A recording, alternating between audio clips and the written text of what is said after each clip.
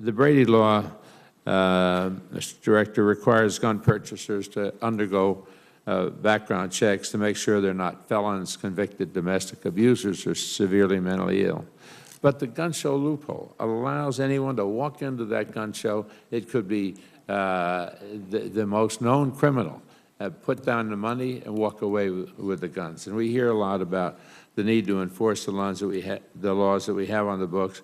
What effect does the gun show loophole have on our ability to enforce the Brady Law, which says that you shouldn't be able to, that people like that should not be able to get gun permits? Well, again, I'll talk generally as a member of the law enforcement community, where to the extent that we can keep weapons out of the hands of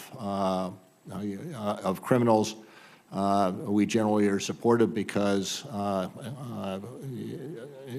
the extent that we do not have what do you think about the gun show loophole, Mr. Mueller? To the extent that we do not have a mechanism of assuring that persons who have a criminal past or have a mental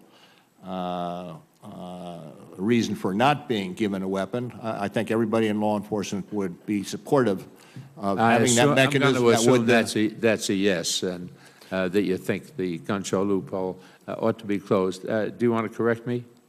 I have nothing further to say other than speaking generally for law enforcement. There are not very few of us who would disagree with the desirability of having screening mechanisms that would enable us to keep the guns out of those hands of those persons who should not have them. Okay.